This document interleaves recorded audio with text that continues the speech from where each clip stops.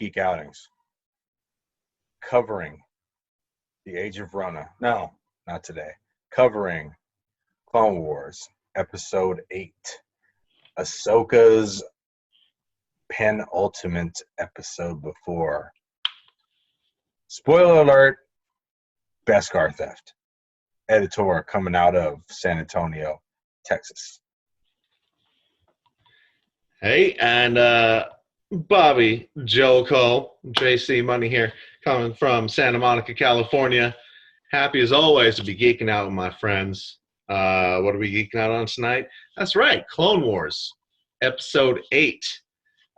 You know what? There's some good stuff that happened in this one. I'm excited to see what's going on. I'm glad my friends turned me on to this show.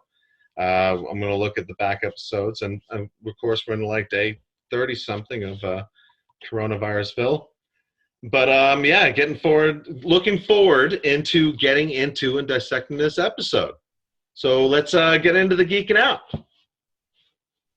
Boba Fresh from San Francisco, number 1 in the house.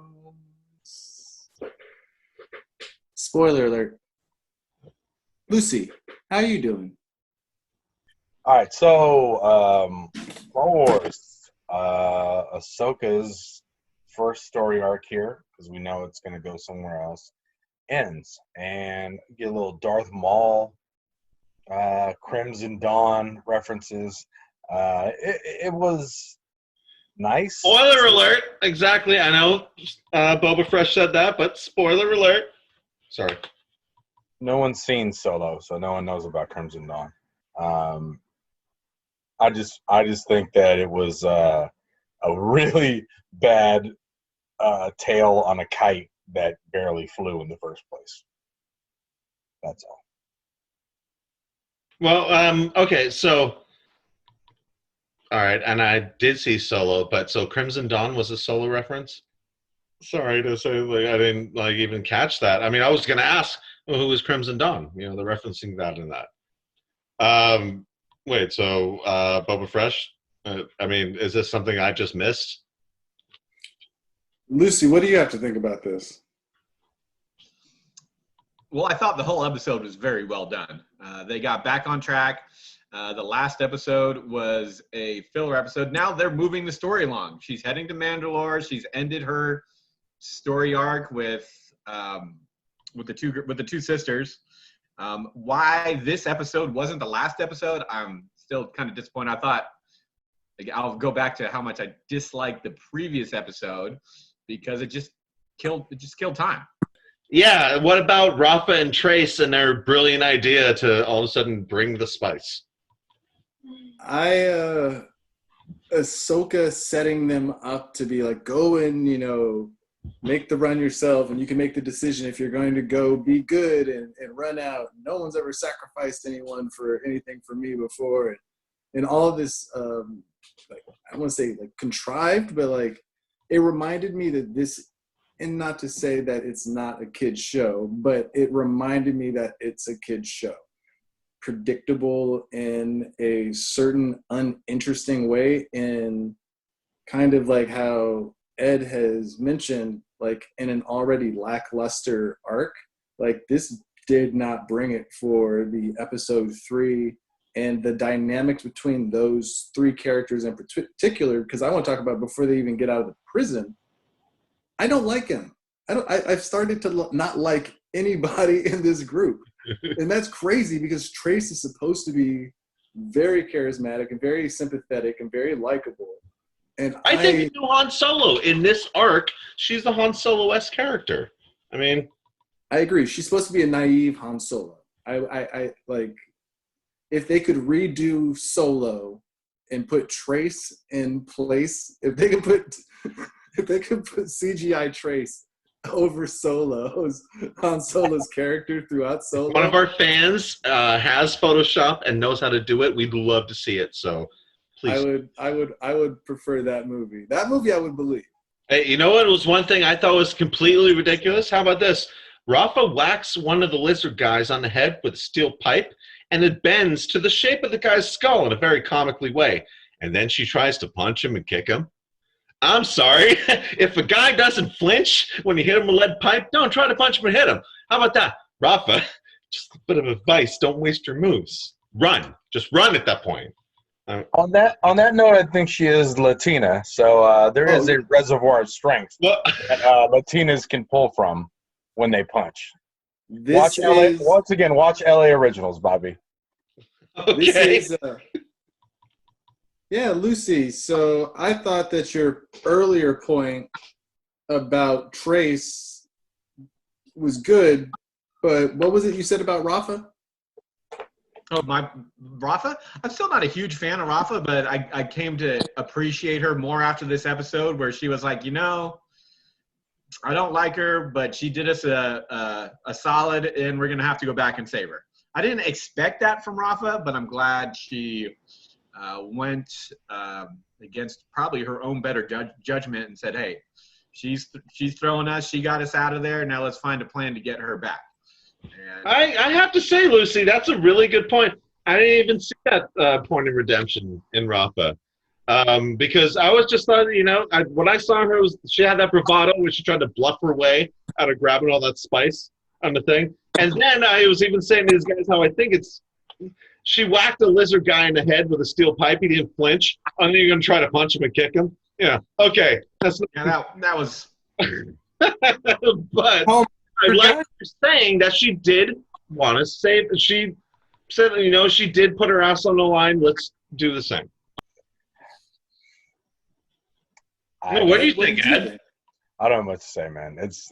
I said it before. It feels like an episode of Herman's Head. It's 3 different aspects of how someone would deal with anything, and it's just like a man writing 3 different women and separating his different opinions into 3 different characters.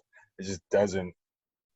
It's very one-dimensional. Even though I see the attempt of trying to make female characters in sci-fi 3-dimensional by making 3 of them instead of developing 1.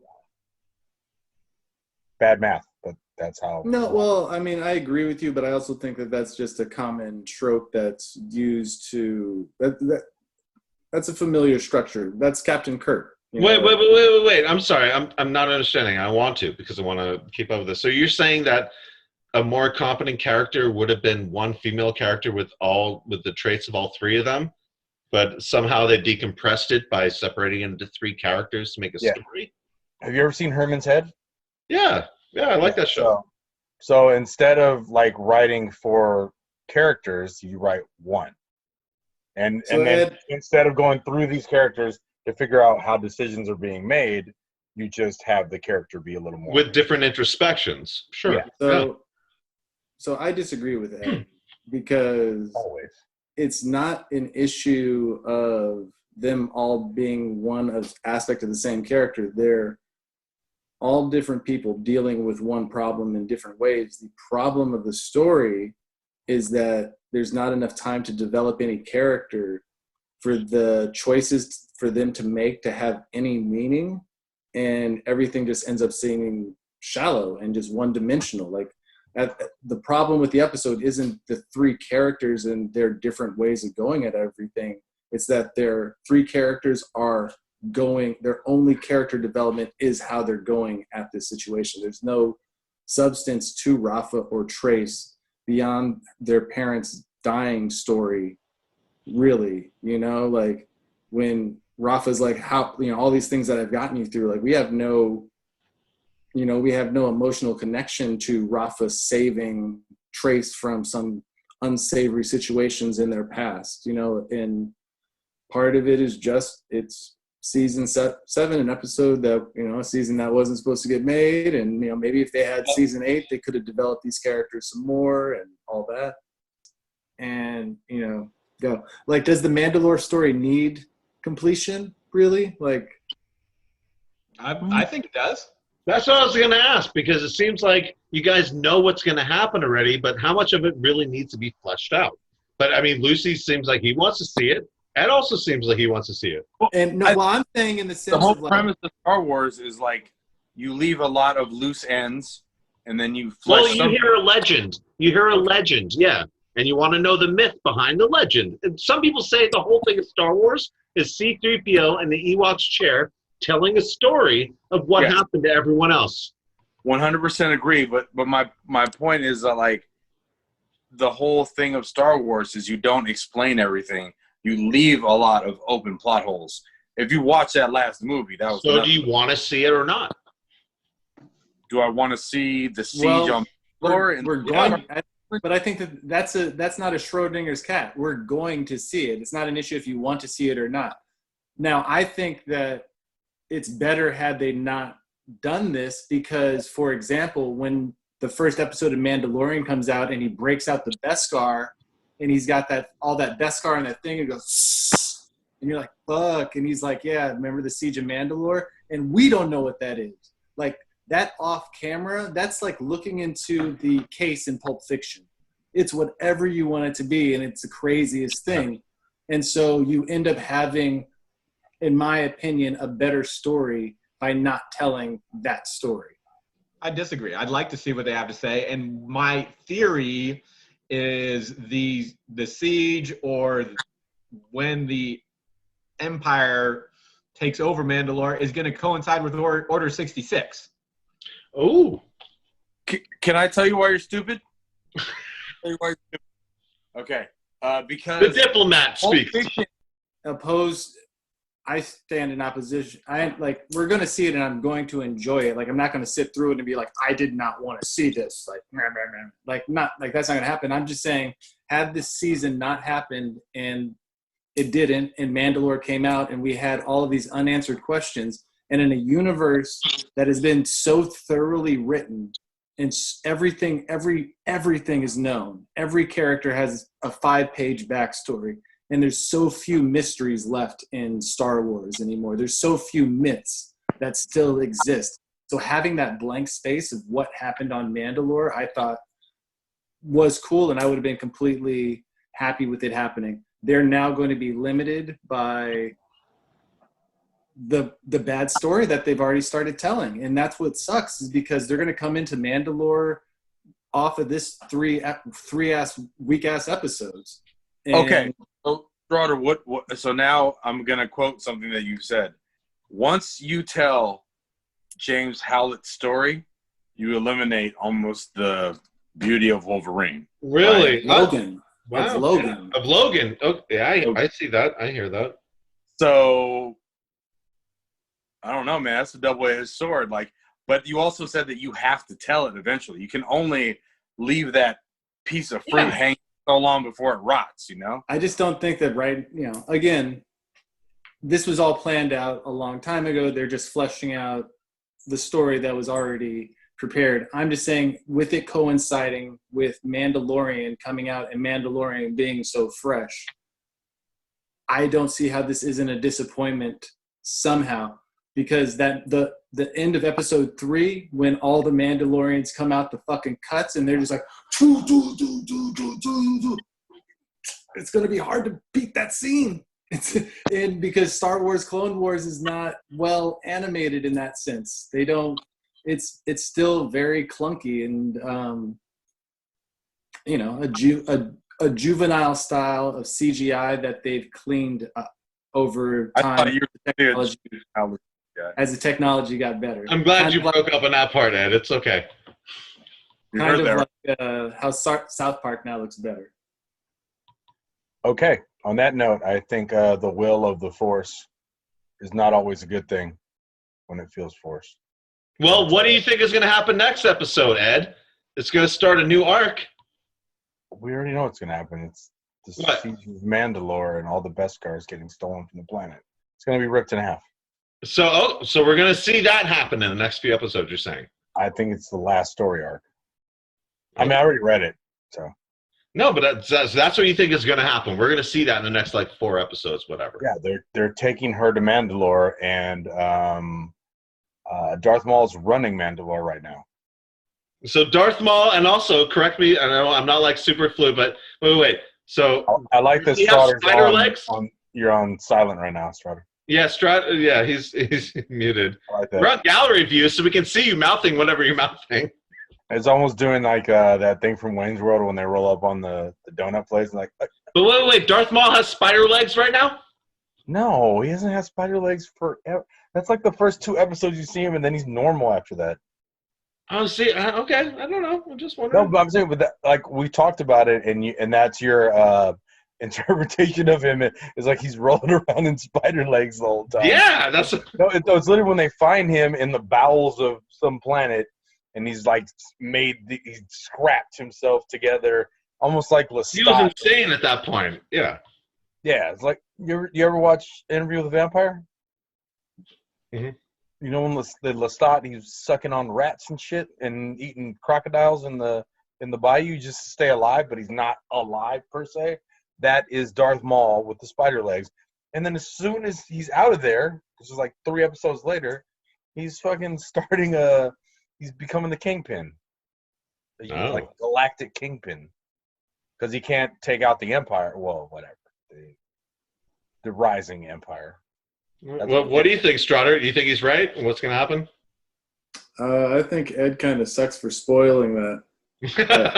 I didn't know they were going to Mandalore. I didn't read ahead. I wanted to watch it episode by episode. So, spoiler alert to our fans that we're not just talking about this episode. Apparently, we're talking about the entire arc.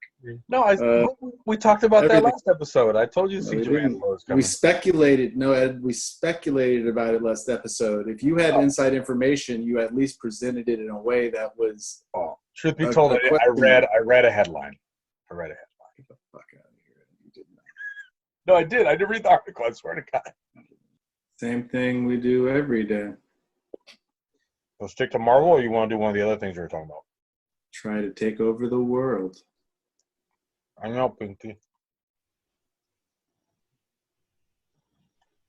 If you ever want to cosplay Pinky in the Brain and go to a con,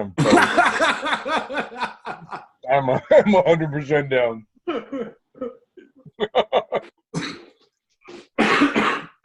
That's not a horrible idea. That's not a horrible. One day. How good is your North? You can North pretty well. He's a pretty over the plate character. I'm not saying he's not complicated. No. All right. Hey, you know what? Thanks for joining us today to geek out. You know, we're all stuck inside, so it's fun to go out on these geek outings. And, you know, we dug in episode 8 as much as we could. I'm looking forward to seeing what Ahsoka's going to do. I feel pretty strongly they're going to bring Anakin in before the season's over. You know, we've heard the takes from these guys here, but I just, you know, wanted to chime in and say thank you for tuning in. If you like our episodes, check out the other episodes, like and subscribe, and check out the next one because we'll keep geeking out so you can geek out with us. From Santa Monica, California, this is Bobby Joel. Keep on geeking on. All right. Editor, San Antonio, Texas. Not recommending this story arc if you're a Clone Wars fan, but I have a feeling the next one's going to be really, really spectacular. So, you know, patience is a virtue. Hang because in there. you read the script? I told you that I just read the goddamn title. I didn't open it. Now I wish I did, so I could know 100%, but editor, spoiler alert, out. Hi, I didn't notice you there. I thought it was just me and my friends hanging out. It's great to see you. If you want to come and hang out with us again, why don't you subscribe to the channel? You can chime in all the time. Say something downstairs. Downstairs in the comments. And if you can guess what I was voicing when I was yelling at Ed on mute, write it below. Editor, coming out of San Antonio, Texas, advising you all to hide your Beskar. On that note, if you guys like the videos, subscribe, like. We have other videos. We do gaming. We do a lot of other stuff. Check it out. Coming straight from the eyes of Steve Buscemi. Yeah, options. Robert Lucy, Luke's dog, coming from Southern Oregon. Just want to say, thanks for watching Geek Outings.